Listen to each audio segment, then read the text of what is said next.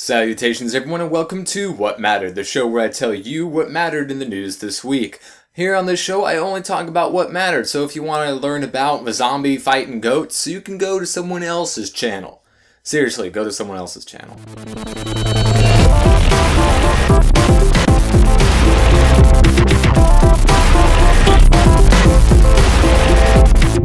So CBS picked up Supergirl as a full season, so no big surprise there. But we also got some details on the CW's upcoming Flash Arrow spinoff, Legends of Tomorrow, which we've been hearing about a lot. And it was fully ordered, so it's gonna happen. So a second spinoff of the Arrow, which is also a spinoff of Flash, which was a spinoff of the Arrow. So really weird there, but I mean, the Arrow and the Flash, easily the best two superhero TV shows on TV right now. You would want to include Daredevil at least in the top two, but he's only on Netflix, so he's not. Anywho, Daredevil's awesome for those of you that haven't seen it. So, Legends of Tomorrow, we finally have a synopsis on the plot. With Katie Lotz reprising her role as Black Canary, there was some how is that going to happen? Me and many other people thought the Flash was going to travel back in time and change some shit, and that's how the spinoff was going to happen. Now, while it doesn't include time travel, I was incorrect in thinking the Flash had anything to do with it. Our good old time-traveling friend Rip Hunter is actually at the centerpiece of the story. He's got some problems in his time, and the world and all of time is at stake, so he travels back in time to recruit a bunch of heroes and villains to bring back and stop this nonsense from happening.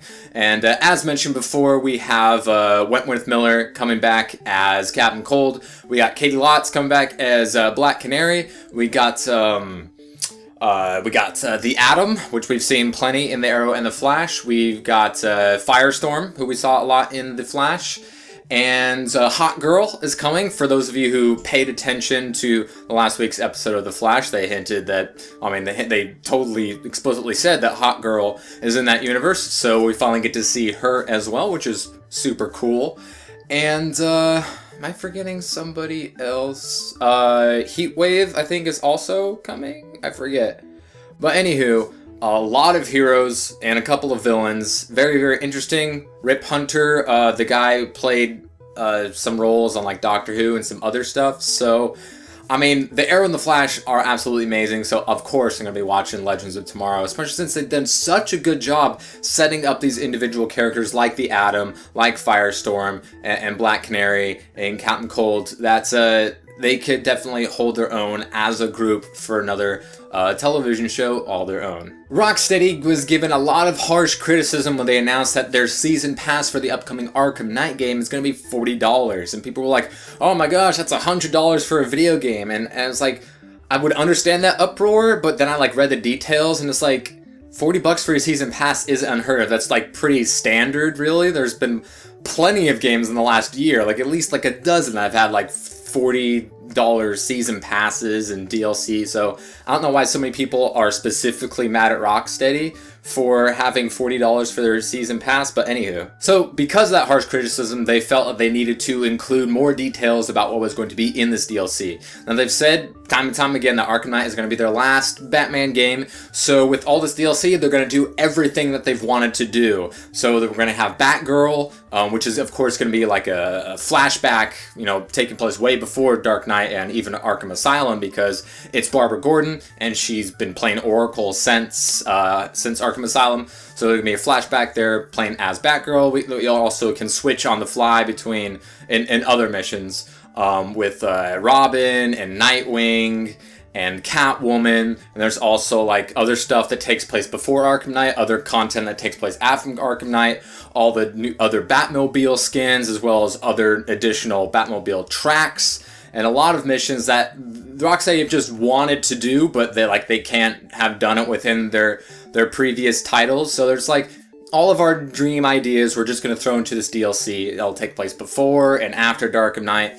And this is their last hurrah, this $40 season pass DLC. So I think it's a reasonable, pretty standard deal on the amount of content for the price. But let me know what you guys think. I'm super excited just for the vanilla game itself in Arkham Knight.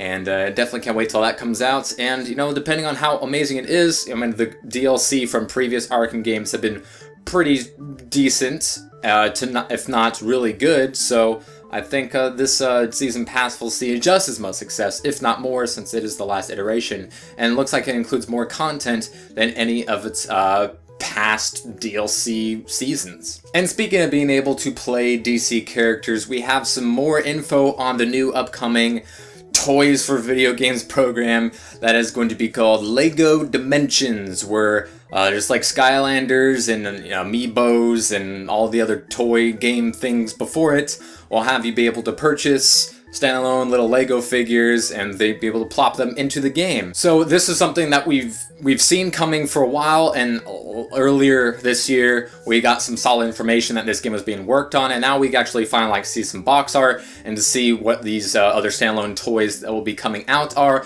which includes like DC characters, including like Wonder Woman and Cyborg, Lord of the Rings characters, Lego movie characters, Ninjago, Back to the Future, Scooby-Doo, Portal, just like a whole other things. And this is just what like's been leaked and figured out and released in the press so far.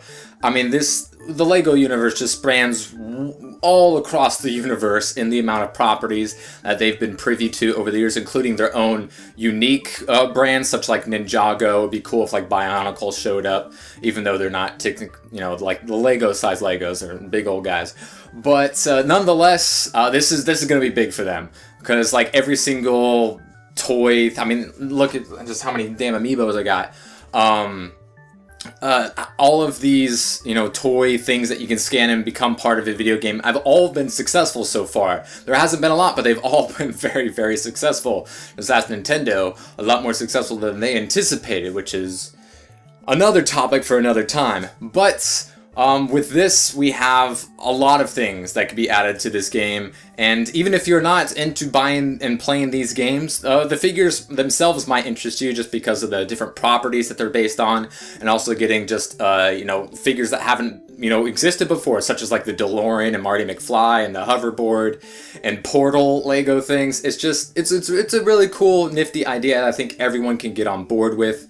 I don't think there's a release date of the game so far, but the price for the starter bundle with the game and a couple of minifigs, just like Disney Infinity or Skylanders before it, is $100, and all of the other things will be priced accordingly to their size, and double packs and triple packs and stuff like that are going to be coming out. So yeah, definitely, if you like those types of games, a lot to look forward to. If you just like the properties that are combined that Lego does, lots to look forward to. And if you just like collecting Legos, that's a lot of things to look forward to. So Lego Dimensions, it might not be the game that I myself play, but I can definitely see the appeal. I mean, 10-year-old me would be buying this shit up, if you know what I'm saying. Don't lie, 10-year-old you would too. Even if you're only 9 and you're watching this, a year from now, Any Hootie and the Blowfish, that is what mattered this week. If you like No Matters in the Future, hit the subscribe button. If you enjoyed this video, if you liked it and you think other people would like it, maybe hit the like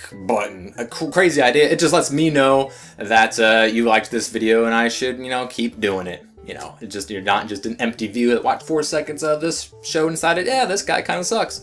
That's just for me. Or if you really want to let me know about anything, comment section below. Always open to all you guys, as well as discussions of any of the stories that I mentioned in this week's program, and I will see you guys next time.